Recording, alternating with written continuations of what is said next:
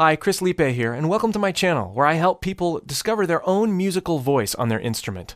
Singing, guitar, recording.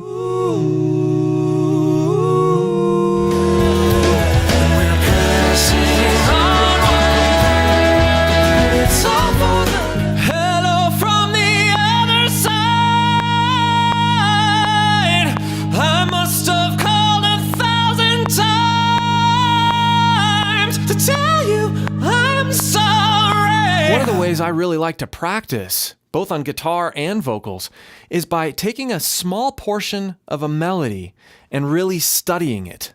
What makes it tick? What is the emotion behind the melody, if it's a voice or a guitar? And I try to learn that. I try to infuse that into my own playing or singing. And then I also like to take a look and a listen at the production. What are they doing from a recording perspective that helps you draw into that melody, that helps you draw into what the artist is doing? You're going to see me mess up. You're going to see me make some considerations. You're going to see me dialing things in and hear me dialing things in, and I'll walk you through the process. So not only will you learn a little bit about singing, a little bit about recording, you'll learn about sounds, and you'll get to hear and see the struggle as I work through this. So here's the passage we're going to be working with today.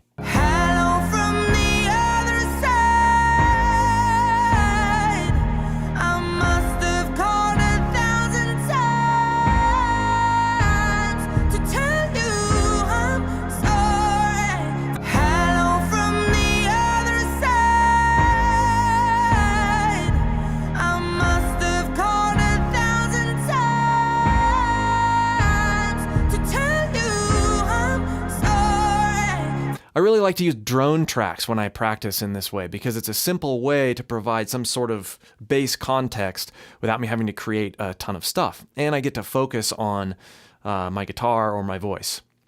So here's an example of the drone track. I've got it in the key of G sharp, and I've got a click set up for 83 beats per minute, which is roughly the same tempo as the song. So here's this sound.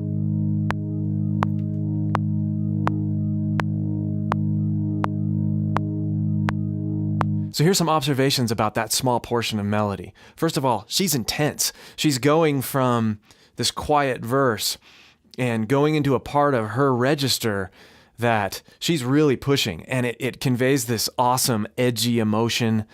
And then she goes up into her head resonance. So she's in her chest resonance, really, really belting. And then there's that portion where she goes out of her chest resonance into her head resonance on the word tell. And it's just this nice kind of relief from the belting that she's doing.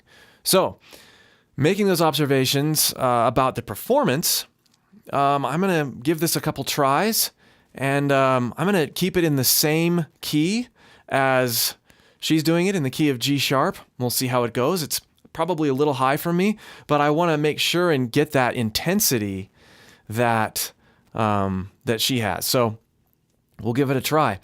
After I've done this a couple times, and I'm happy with generally the way that I've infused her singing into my voice, then we'll talk a little bit about production, the reverbs, the delay, the compression on the mic, how that's helping all of these things work together to give you this awesome sound. Hello from the other side. I must have called 1,000 times to tell you I'm sorry.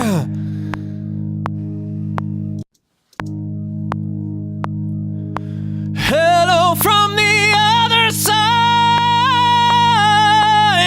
I must have called 1,000 times to tell you I'm sorry.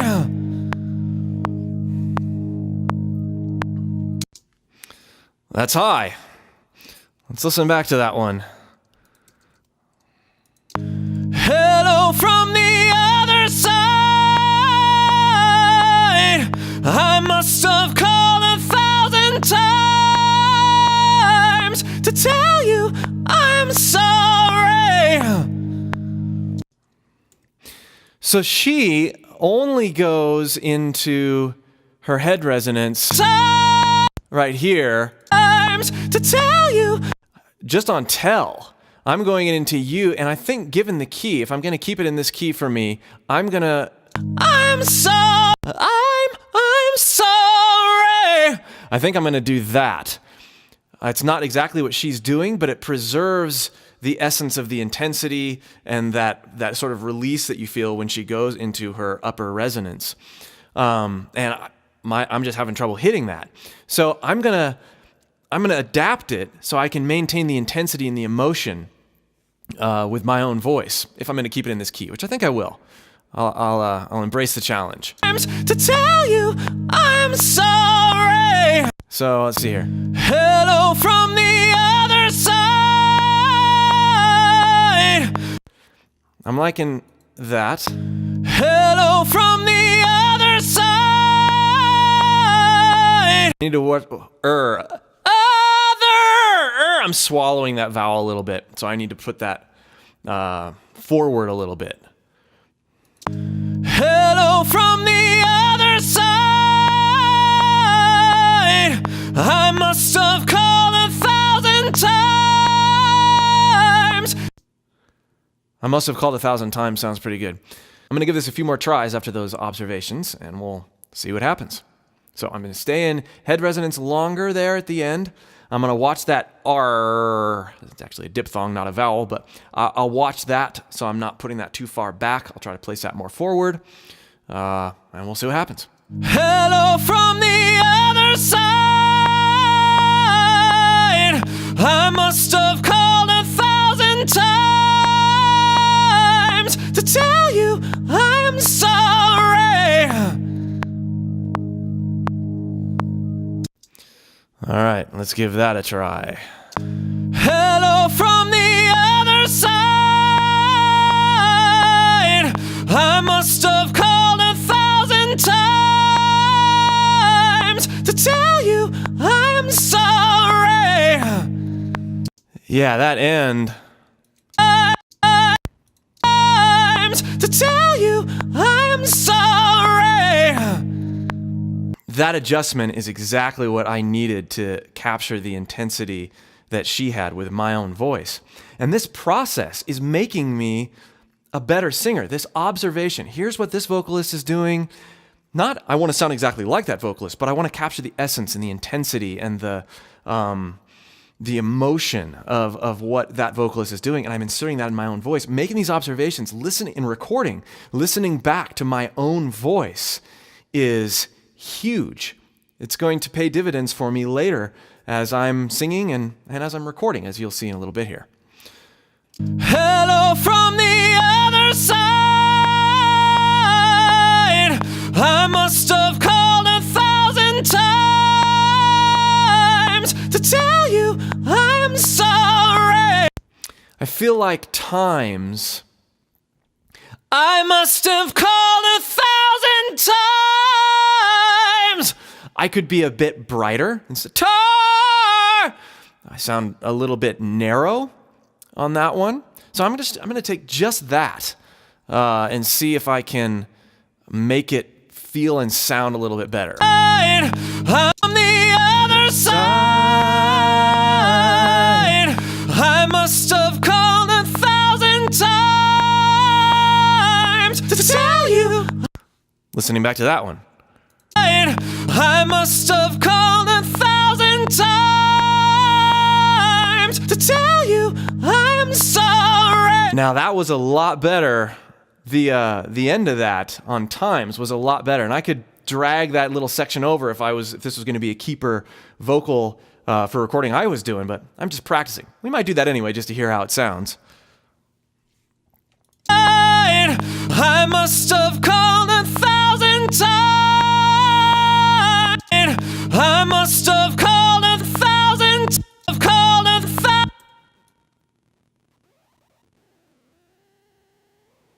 Maybe we'll go.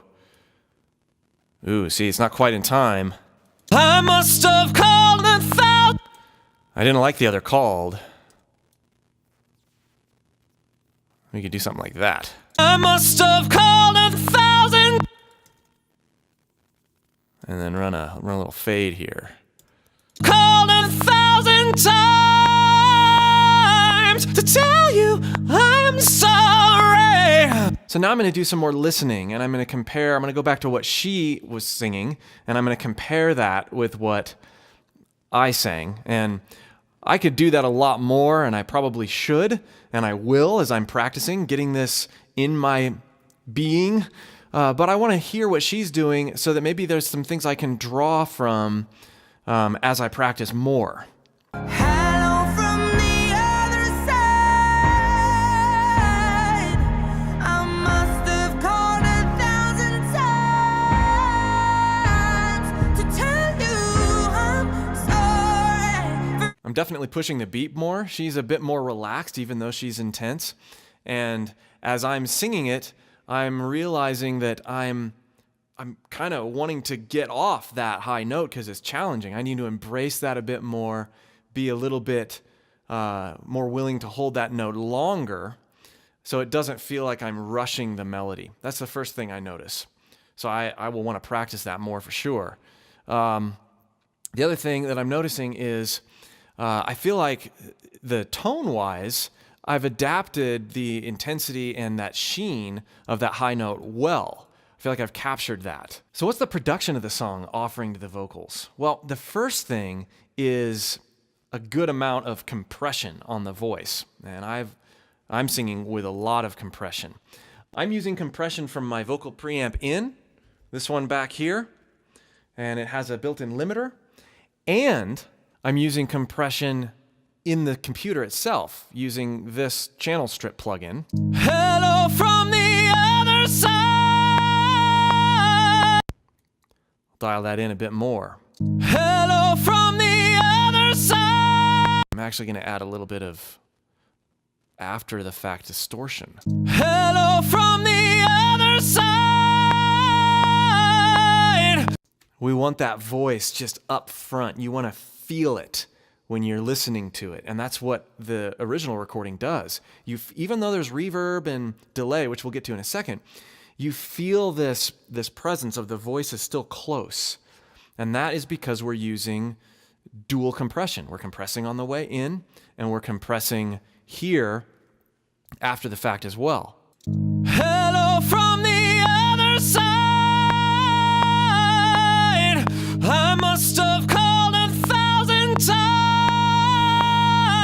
to tell you I'm sorry. And you notice the meter is, it's pegged. I'm doing a lot of compression. A lot of vocalists that are recorded, a lot of recordings that we listen to that we like, they're smashing the tar out of the vocals in many times multiple places. So you can use a lot more compression than you think you might need to when you're in a recording environment for your voice. Let's listen to the reverb and delay that's on her voice. Hello from the other side. I must have called 1,000 times to tell you I'm sorry for everything that I've done. But when I call you now. Okay, there's a couple things that I'm noticing. First of all, my S's are a lot more present than hers, so I'm going to do something about that. The other thing that I'm noticing is she's got a close reverb, a very small amount, which you can hear on my vocals already, and she's got a bit of a hall reverb, which you can also hear a bit on my voice, but we could dial it in better. And then finally, she's got a ambient delay that is EQ'd so that it's very dark. So you hear it more as a layer as opposed to individual repeats. So let's dial that in on my voice. See how it works. First, the de-esser. Hello from the other side. The de-esser is going to get rid of, or tame at least, some of that sibilance, or the S's. Hello from the other side. Hello from the other side.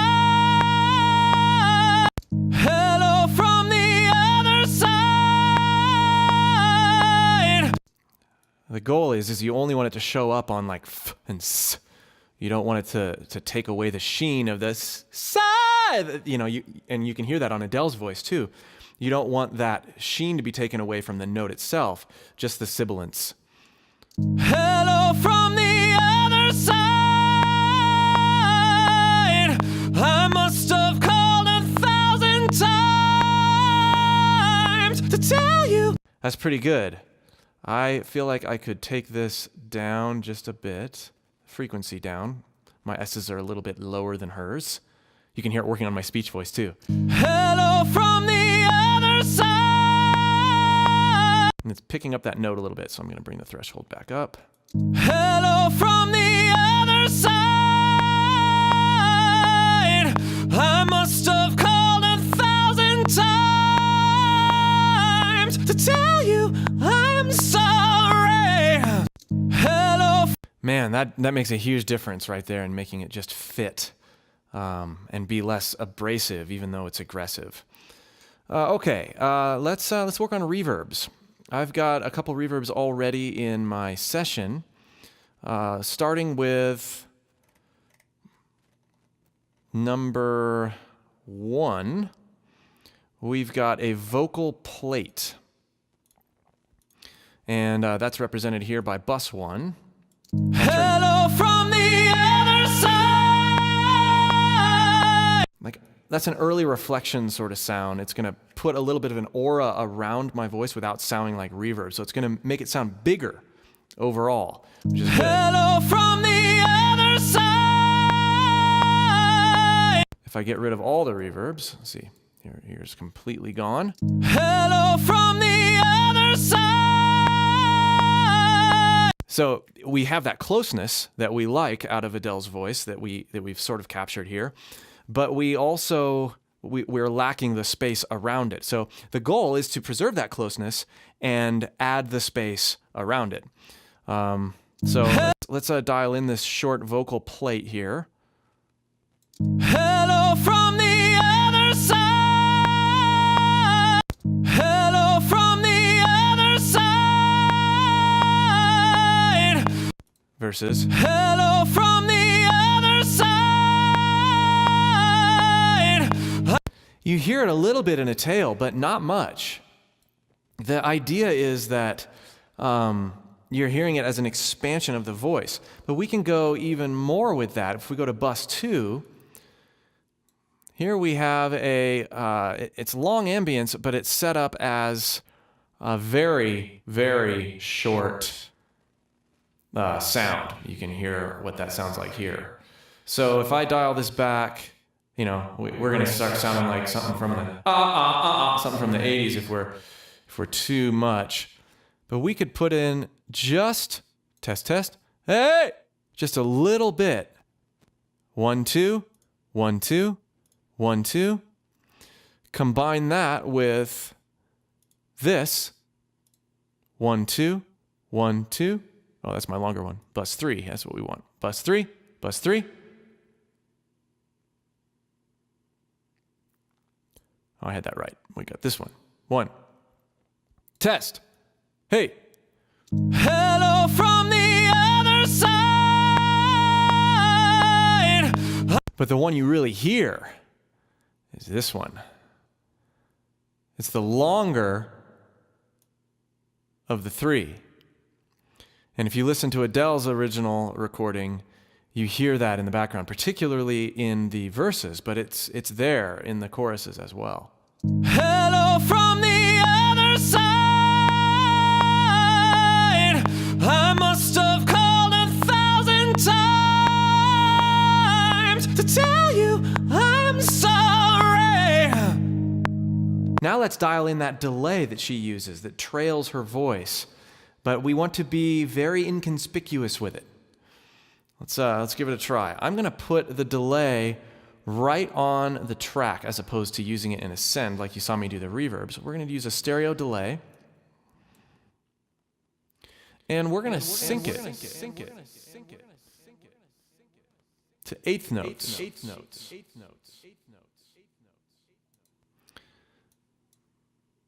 Test, I'm going to turn it off just while I'm talking here. 1 2 1, 2. You can hear the reverb that I have. Hey, hey, hey, hey, hey.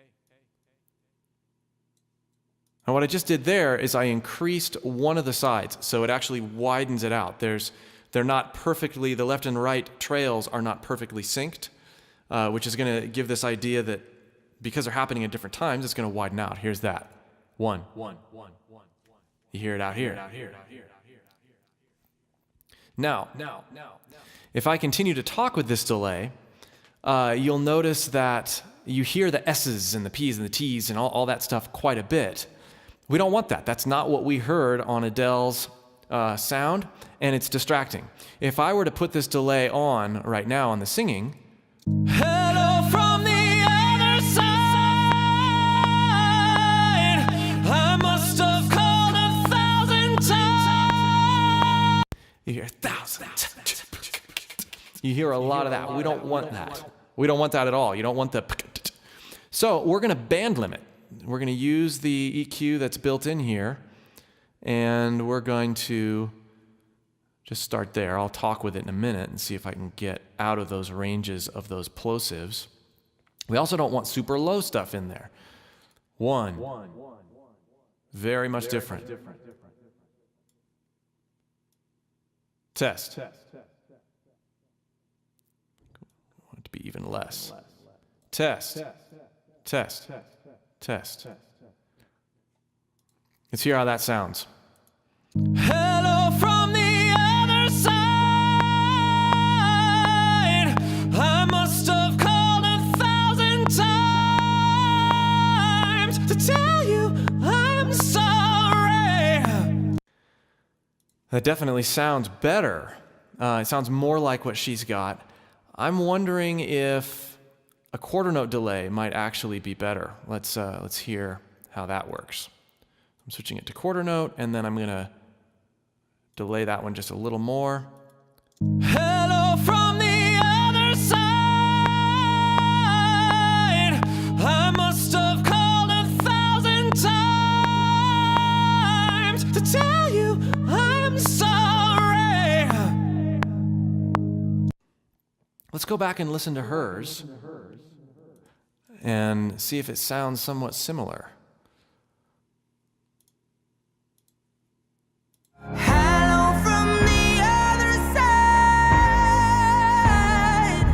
I must have called 1,000 times to tell you I'm sorry for everything.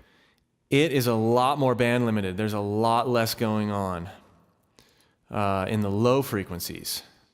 So let's hello from the other side. Hello from the other side. I must have called 1,000 times to tell you I'm sorry. Bringing back some of the highs too. Just a little bit of the highs. Hello from the other side. I must have called 1,000 times. I'm actually going to bring it down in the mix just a little. I'm going to bring the long reverb up. My short haul. Short haul. Hey, hey. Hello from the other side. I must have called 1,000 times to tell you I'm sorry. Hello from the other side.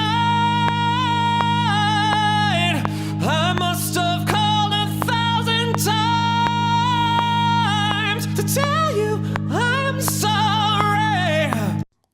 Listening one more time. Hello from the other side.